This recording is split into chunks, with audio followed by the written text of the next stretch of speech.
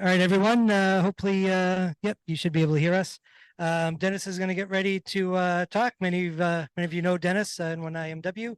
I'm sure you've seen him at Nearfest, and he has an interesting talk this evening about adventures of being a hoss trader. So go ahead, Dennis. Awesome. Thanks, Bill. Thanks for joining, everybody. How's my hair look out there? Everything okay? Thank you for being here tonight.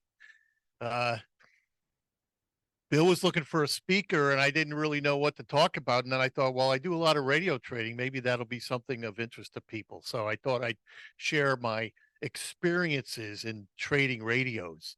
And it's really not about money. A lot of people think, buy low, sell high, make money on radios, but it really doesn't work like that. And I'm going to share with you a couple of stories because it's the stories that matter. It's the experience that happens when you do this that really changes things. So go ahead, Bill. So we're gonna do a couple of things. We're gonna talk about why you want to trade. We're going to talk about the categories of gear and how that works. How to buy. There's a lot of ways to buy, and some are better than others. So I thought I'd share with you how that works. Also, how to sell. It's buying and selling are two very different experiences. So we're going to talk about that, and then a little bit on pricing. So you folks can see how pricing is going these days. Current prices, sold prices, mostly from eBay. All right, Bill? Yeah. Yeah. Mrs. Markell has a lot to say about that. I'll bring her to the next meeting. So you never wake up and decide, oh, I'm going to do this radio training stuff. It doesn't work like that. So what happened was, for me, from day one, I had an experience with this microphone, and it's sweepstakes, code sweepstakes, and I'm on a run. I'm feeling good. I'm cranking on sweepstakes on code, and I look across the room, and there's my daughter, who's about 3 years old, in her onesie. She looks like Cindy Lou Who, from the Grinch, and she's got this in her hand. And she's going, N1IMW, N1IMW. And I see her walk out the door. And I said to myself, I'll never see that mic again. And I never did. This is the model that she had. But anyway, so I lost the mic, and I needed a mic, but I didn't have money, right? New family, one income. We do not have money for ham radio. But I'm at Nearfest one day, and there's a box lot there, and it's got an MC60 in it, a bunch of other stuff. And I'm like, okay, if I buy the box, I'll sell everything except the mic, and then I'll break even, and everything will be good. And it worked. So I got a mic, and that was really what I had planned to do, was just sort of trade, buy and sell, and keep what I wanted. I didn't really need to make money at it, but I wanted this stuff. It's cool because I love radios. Next. Okay, so I think you can kind of tell that the real fun in this is meeting people at Nearfest, coming here, meeting you all, and hearing stories of people that operated. Even Bob was just telling me a story today. He was operating on Apollo 11. He was up in a KC-135, and they were doing a kind of a relay of signals from the capsule as it re-entered the atmosphere. You'd never know this for people if you didn't come out, you didn't be part of the fraternity, so to speak. The other thing I like is getting a hold of gear that you don't see around a lot. Some of the stuff on the table you'll almost never see at Nearfest or anywhere else.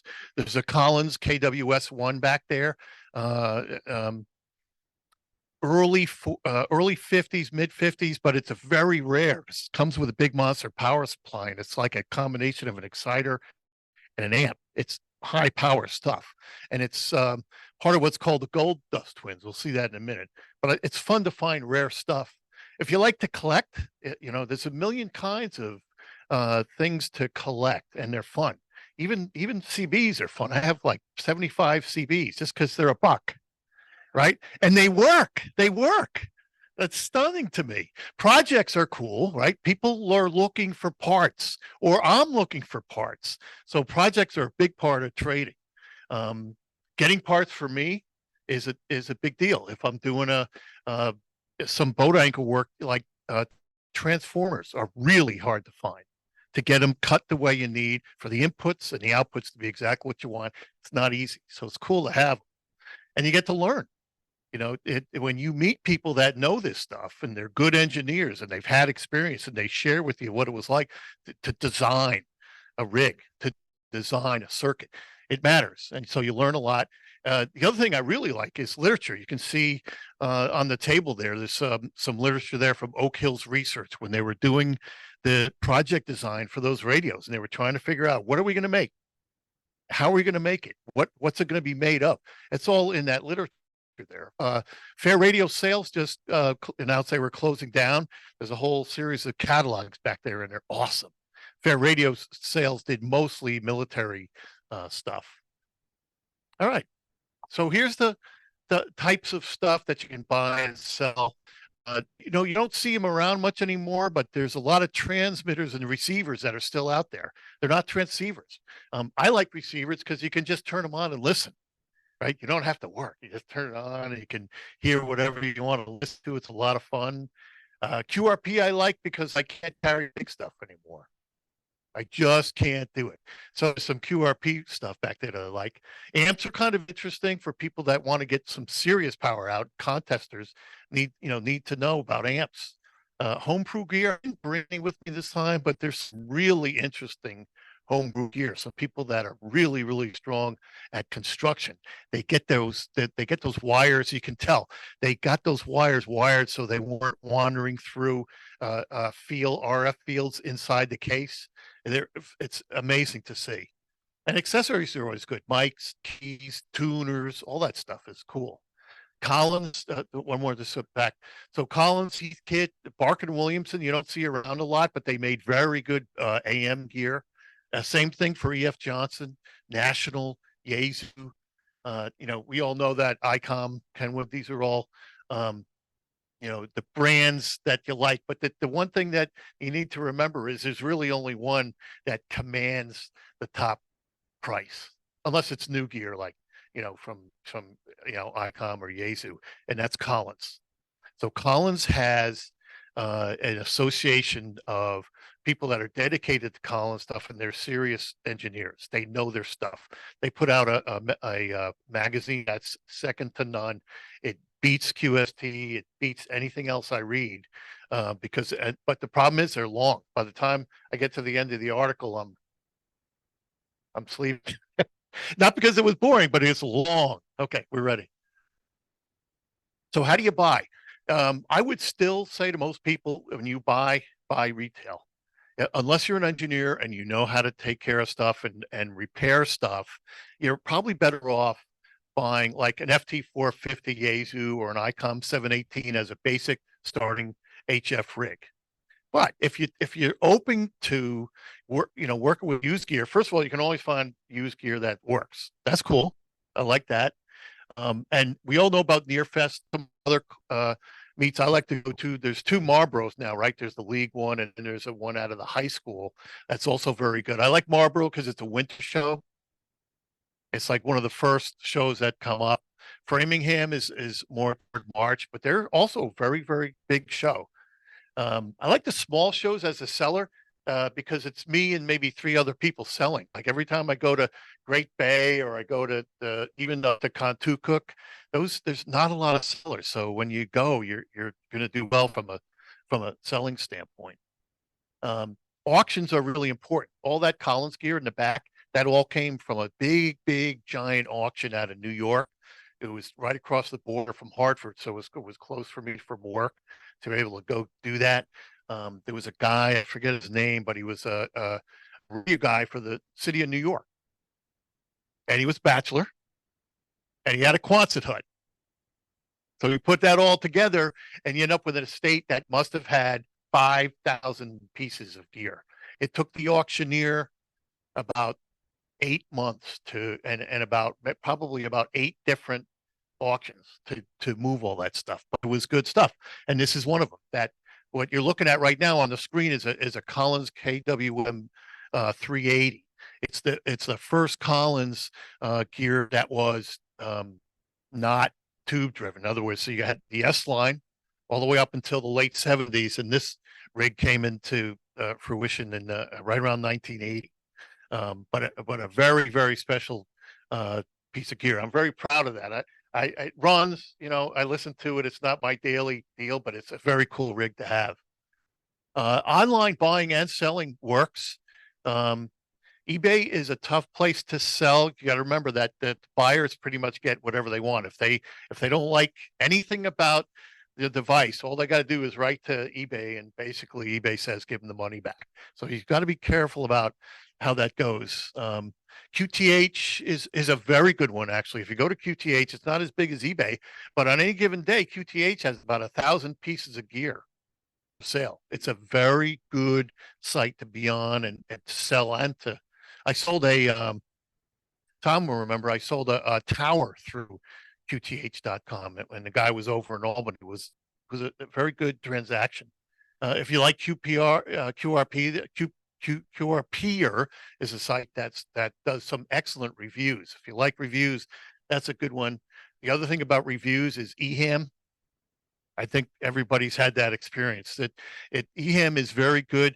Their comments from their folks that are making comments tend to be colloquial and anecdotal. They're not, these are not engineers. They're people talking to you about their experience with the rig. It's all valid, but it's not always sustained, right? It's sort of a one-off, but it's still worth reading. So I love this guy in here, Johnny Be Good in the picture here. Look at him. He's got the vest, the sweater vest on. He's got the top button buttoned. So he either became the pilot. I was thinking about this the other day. He either became that pilot that's in there, or he's a drug guy in jail. One or the other. Did you ever wonder about all the guys you knew and where they all ended up? But anyway, selling is just like buying. But there's other ways to sell. So there's a thing called the long dollar. So if you have a piece of gear and you're heavily invested in it, you may have to wait a year to do it, to really make the money if you want to make the money. I do long dollars on stuff that I like because I like to fondle my radios. It's cool. So some of those radios I may never sell because I'm going to keep them for forever. But it does take a long time to sell some stuff. Sometimes you can sell stuff really, really fast. So this thing about the flip is something I do at like Nearfest a lot. If I'm really lazy, when I wake up on a Nearfest day, I take a tarp and I put the tarp in the car and I get in the car and I go to Mojo's and have breakfast, go to Nearfest, take my tarp out and then walk around and buy everyone else's stuff, put it on my tarp and sell it. And by the end of the day, then I've at least paid my way in. You don't make a lot of money, but it pays for your way in. And so my goal is to have a hobby that doesn't cost me money. Might break my back carrying the heavy stuff, but it's not going to break the family bank. This is very important. Me and Mrs. Markell have an agreement about that. Gear swaps are cool. If you've got two of something and you want to trade for somebody, that's another way to do it because not everybody has money, but they have stuff. Trade stuff. Collector groups are a very good place to buy. Collins Group happens to be a very effective way. If you're looking to buy Collins gear, it's worth it to go on there and to join their group and be there. The other thing when you sell is just telling people what you have. Sometimes, I'm just talking to somebody about a rig that I have and they go, I want that one. I said, good, make me an offer. And boom. It's amazing what happens when you talk to people about what you got. All right, let's talk about pricing. So these are some ICOM, mostly HF stuff, right? I didn't do a lot of mobile stuff or HT stuff, but a 7610 is kind of like their big ticket item. The 9700s coming in at 1500. This picture is of a 7300, and I picked that on purpose because I think this is a definitive radio in the history of making radio gear. There's a lot of 7300s that are sold. I don't know exactly how many, but when it's all said and done and they add that up, this rig will probably have sold, 10, 12,000. The HW101 was, I think, that sold the most of any, and I think they were like close to 18,000 sold. But 7300 is a fascinating rig. I have one. I love using it. I use it every field day. And when I get my home station back up again, we'll use it again. The 7000 is a great portable rig, and you can get that. I think that's a great buy. $650 to $1,000 for 7000. That's good money. That's well spent money. The 705 is a QRP rig that's made by ICOM, and it's also very good. The important thing about QRP is you need a really good receiver, right? You know, they're barely going to hear you. You got to make sure you get on them, right? You got to get your signal right on top of them to make sure they hear you. And the 705 does that in the QRP world. It's the 756 Pro 3 was a huge surprise to me. This is a fairly old rig, but it's selling for like, you know, a lot of money for a rig that's, you know, early 90s, mid 90s. I was kind of surprised about that. But that's kind of what those are the closing sold prices in eBay today. These are not older than 2 weeks. Next. My favorite rig on earth, the TS2000. I love all mode, all band. Some days I just want to get on AM and rag shoot. I can do that with this. If I want to work Aries, I can do that with this. A lot of hospital Aries people use the TS2000 as training videos on it. It's an awesome rig, and I think Kenwood did a great job with it. And you can buy them for not a ton of money, right? 500 to 1200. The X model's got 1260 on it, so it's got an extra capability there. So its prices are a little bit higher. The 990 is like a flagship model for them. So is the 890. So the pricing on that's getting up to towards 6,000. Same thing on the 940. What I do like about Kenwood is I got a bunch of rigs that are under 300 that are very affordable and very good rigs. Right, you got to make sure they're working, but I like them for that, especially the 520. If any of you folks were around when the 520 came out, it's a very popular rig. But the thing about the 520, it's got those 6146s in it, so you can beat the crap out of it and you won't hurt the rig. You're not going to blow a transistor final. It's a cool rig for that. So the other reason I like Kenwood is this is the very first rig I ever bought. They call these twins. So there's R599 and there's a T599. And it was a brushed chrome face. Awesome look. Just like really shiny and new. And I was always buffing it up. But the great story behind this is I had no money to buy this. This mic that my daughter stole from me went with this. And then she walked away with it. But I didn't buy that. I traded for that. And I was walking around for weeks after I got my ticket. This was back in 91. I'm like, how am I going to get a rig? I need a rig. And I suddenly remembered one day that there was this house I bought, very first house I ever bought. And in the basement, up in the joist, there was this yellow envelope, like vanilla envelope. And I opened it up and there was a Nolan Ryan Rookie Card in it. Nolan Ryan Rookie Card.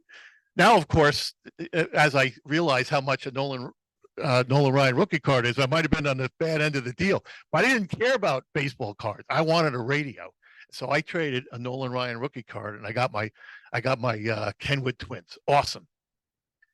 The other thing that happened because of that mic experience is that all I had left after the mic went away was a key. So I have to admit that I didn't get to learn code because I decided I was going to learn code, although I had to get my ticket anyway. But I didn't have anything else. So, and it was one of those little plastic Amico things that like stamped metal. You know, I think back on it now and I'm like, oh, the touch on that thing was horrible, but I didn't know any better. It was all I had. And it was cool. Okay, Collins gear. So that tan colored radio back there, that KWM 380 sells for around 4,500. Now that's, you know, I don't know if I could get that for that, but I paid 600 for that one at the auction. So in that instance, it'll probably pay well.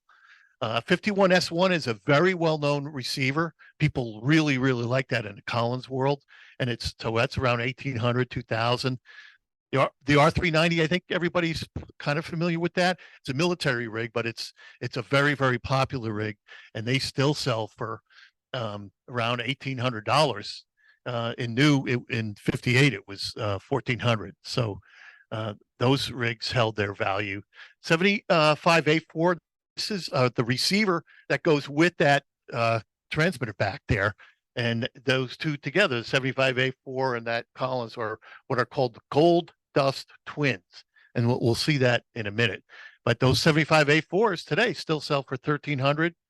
75S3B is more of an S-line model. It's less of a classic, more of a 50, 60 day-to-day receiver. And that was $850. And then this KWM2A at the bottom is the first transceiver, right? A KWM1 was the first one, but it's the first one on this list, actually a transceiver. Started in 62, and they still sell.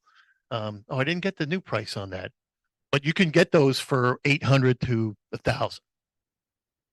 30L1 is an amp, and interestingly, the Collins amp averaging is $600. I thought that was shy on that. It's not a lot of money for a good amp. Interesting. So this is a picture of a station with the gold dust twins. So it's that rig back there, the KWS1. That cabinet that's next to that, that is the power supply for that transmitter. So when you look at that, that transmitter is clearly not just an emitter. That thing is an emitter and an amp in one. And so it drives a pretty big signal, 1,500, full boat. And then I think to the left was a transmitter because it's got the 2 meters on it. And then to the right is the 75A3. So now you know what the gold dust twins are. I never knew till I was putting this together. I'm like, oh, that's what that is. I used to think the gold dust twins were those CBs that came in a set and they were kind of gold. Who's Browning Golden Eagle is the name of those. Okay, next. Oh, these are Collins ads. I'm convinced this guy in this ad never touched a ham radio in his life. Guaranteed. Never goes fishing day one. Probably never wears that coat. He's just a model for the picture, for sure. I mean, you know what was interesting about that is that everybody did when the KWM1 came out. Everybody thought it was so portable. So he's got his little giant rig in his arm. Like, this is crazy. 1960. Yep. Then the 75S3 there, the S line, and then on the right is an ad, 1951 for that KWS1. Almost done, gang. So Yezu's, this is an important picture. FT101. As Barry knows, if he's still on, he had or has the double E, FT101 double E. But this is important because this was one of the first very popular volume sales of a sideband rig. And it also, I think, kind of started to spell the end for Heathkit, because what was happening is these rigs were very affordable, very capable. You still had to tune them up, still got to, do the plate and the driver into the plate. But that's a very important rig, and it's built like a tank. You can, well, not really drop it, but you can bang that thing, and it's like solid case, and that's selling now for 100 to 400, so pretty good pricing. But those DX101s are kind of pricey. I noticed the 5,000s and the 2,000s are more in the $3,000 and $2,000 range. I like the 991 price. I still like the TS2000 against the 991 because it's an all mode, all band also. But go ahead. Go ahead. Yep. I don't know if did they had AM? Yeah. No, it doesn't, does it? Oh yeah, there it is. Yes, yes.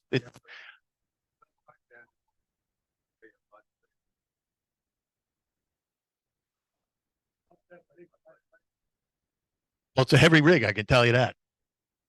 But it's got straps on them, so I love that. Okay. Ella Craft. This is another very important point in time in radio development, because it was the return of American designs, right? The ICOM Yaesu world kind of for 20, 30 years took it away. And Eric Swartz came in and did the K1 first, did the K2. That was the first rig that was up there. This is the K4. So this is their latest model. The K4D is actually selling for where is it? Down the bottom, $5,800. Okay, but it's a serious rig. This is the top shelf design. So there's an Elecraft back there that I own. It's a K3, and the receivers in those are very, very good. I did a lot of work with that, and it's a great rig. Yep. Next, keys. So there's some keys and paddles back there. This is a Vibraplex from 1906, so it's a very early model. It's beat to smithereens. It doesn't look like somebody would pay 10 cents for it, but it's listed at 2,000. Didn't sell yet. I just got that. Next, my favorite paddle in the world. You've got to feel this thing. I don't own one, but I went to the league and I operated at the league. And when you're moving those paddles, it's smooth, smooth, smooth, so easy, but you're connected to it. Very effective. That just sold for almost 1,000. So I don't get this. So Highbound makes this sort of paddle. It's a single paddle. It's got this glass thing on top. And all the times I used to see them like 10 or 15 years ago, they were like $25. All of a sudden, I don't know why, they're all selling 100 to 150. It's one of those weird things about markets that just happens. Kind of, yeah, Barbie dolls too. Yeah, that's right. Okay, next. This is one of my favorites. I love McElroy. The guy's got an awesome story. He's still to this day the fastest telegrapher on earth from right here in New England. This is a special design of his. I have this one. We've got one over there. It's not exactly the same model, but very close. And those sell for serious money. I mean, you can buy a straight key for nothing. But if you know how to do semi-automatics like Tom over here, these are cool. These are cool to have. Next, a vintage gear. So Hallicrafters is not top of the shelf, but an XS28 is an excellent receiver. National HRO. What's important about national HROs is in England in World War II, these people all through the villages, thousands of HROs all over the English countryside. Everybody's copying this stuff down. A guy would come by on a bike to your house, take your code you wrote down that day. He would go to the train station, give it to somebody. It would all go to Bletchley. So Bletchley Park couldn't have done what they did without this radio. This is a little bit of a newer version. But what's cool about this rig is you don't change bands. You pull that thing out at the bottom. See the two little silver handles at the bottom? You pull the coil rack out. It's a rack. And you put another coil in for the band you want to do. So no band switch problems on that. What's this? Say it again? Excellent. It's kind of blurry, but I had to get a Heathkit in there. I mean, Heathkit's such an important, if you like volume and lots of rigs around. In fact, we were talking about this earlier tonight. The beauty of there's two very important things about the HW101.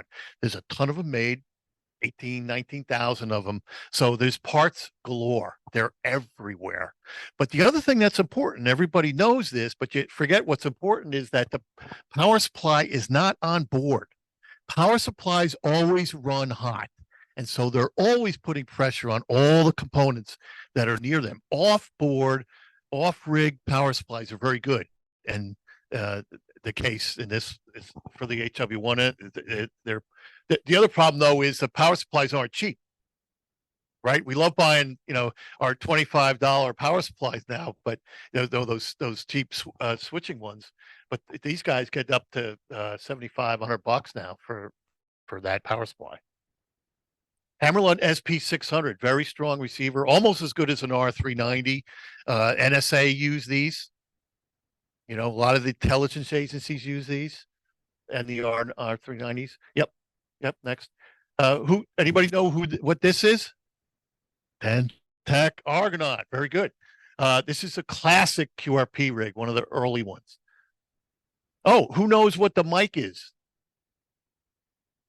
Electro Voice. Got a cool cradle. I like that mic. So you don't always buy rigs. So in this case, I went to buy one of these kits from Oak Hills Research, and they had a thing on the web that said we're not in business right now. We're just selling off. So I called the lady and I said, you're going to sell the whole thing? And she said, yeah. And I said, well, okay, let's talk about that. And so she said, well, give me a number. So I gave her a number and she said, goodbye. That was the end of that conversation. But very understandable. I mean, she was a partner. Her name was Wendy M. Is Wendy M. And she was a partner with her husband. They ran this business for 20 years, and she was proud of it. And what happened was, she couldn't find a way, or couldn't get in touch with people to make boards. Right? She had all the other inventory, but not the boards. And she kept calling people, and people in China weren't picking up the phone, so she couldn't really connect. And in the meantime, ironically, she ended up making up, because I think what she wanted out of it was what he paid for it. And I just found out what he paid for it when he bought it years ago. But the way she got her money, anybody got a guess? So they do their online sales. So she got a bunch of money, but it wasn't from selling in inventory. It wasn't for selling the name or the trademarks or the copyrights. What she did was she sold the domains. She had two very important domains. One was called ohr.com. And so anything that's 3 letters and a .com are very hard to get. So I think she got around 20 or 30,000. He paid 44,000 for that, is what I found out when he bought it from a guy named Dick Witzke, who bought it from a guy named Doug DeMaw, who started it after he left the league. Doug DeMaw was really a lead writer of QRP. Did the tuna can kits. Yep. So that's another thing that you can do, but then you have to do the work to build the business. So I got a lot to do there. Microphones are cool. We're almost done. I like this one, the Shure Mic 155.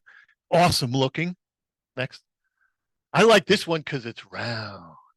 It's got curves. It's so cool. I love that thing. It's kind of shorty. It's kind of a shorty, but it's a cool mic, and it's cheap. I've always liked that Yaesu mic. Everybody's seen this one, right? I think you can still buy it. Yeah. Yep. Very cool. And it still collects a lot of money. I mean, these are 10, 15 years old now, maybe more. So they go for good money. So just about wrapping it up. We're almost there, I think.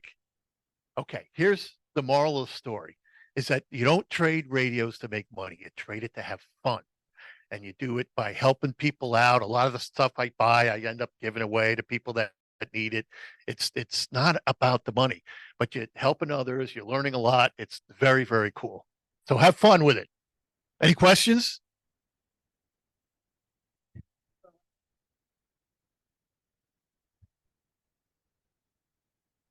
Yep.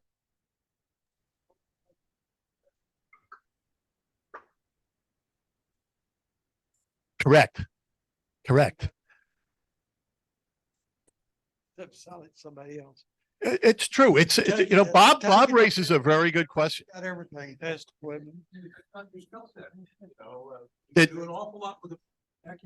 Yes, you can. You could come close. You can come close. Yes. Yeah. Right on the time. You're right. But it was mentioned earlier. We all have friends here. We're all friends in this room, and you can always borrow a scope. And if anybody needs a scope, I have scopes. Oh, that was the other thing. Yeah, not more than one. But here's the thing about scopes that are very interesting, right? Because you always see scopes at the shows, and they're giving them away. But the thing to remember about scopes is there's tubes in there that are worth a ton of money, especially for the ones that are doing high-end frequencies. So just here's what you do: go to the dumpster at Nearfest, and there'll be a scope in there. I guarantee you there'll be a scope in there. Just go open the side. They're like little twist things. It's not even hard. Open it up, pull the tubes, and go home and look up the tubes and see what they're worth. It's cool. It's fun. Before I get to it, no, there's no more room in my house. I got to tell you, man, I got a full basement, I got a full garage, and I got to fix that fast. A what? I did have Going once. Yeah, that didn't work out either. That's, yeah. What else?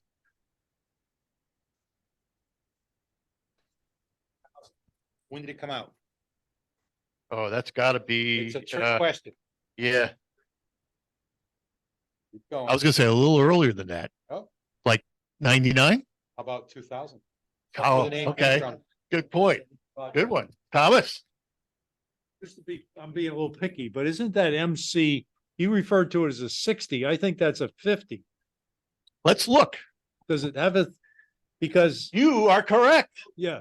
It isn't. 60 didn't Okay. exist No, when the- yeah, when the Kenwood 60, twins Existed, the 60 didn't Correct. exist yet. you're right. And the 60 has a bit of a narrower base and Yeah. it's more of a silver color. And it It's was not used black. with the 2000, whereas I have a 50 that I use with my TS 830. And that's early 80s. Good mic though. Not But I don't need mics. I do not to be code. picky. Are you gonna use the presentation again? Probably. What's the word you use? I know.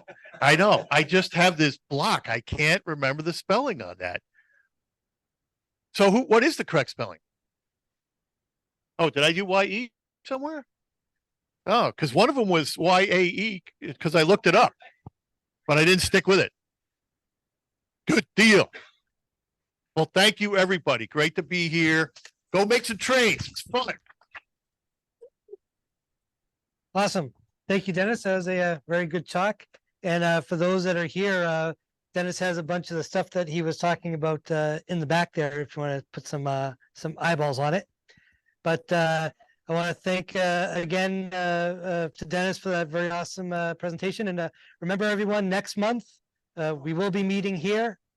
Feel free to bring some sort of snacky snacks and something for a Yankee swap if you'd like to. $20 limit. Other than that, again, thanks everyone for coming, and we will see you next month.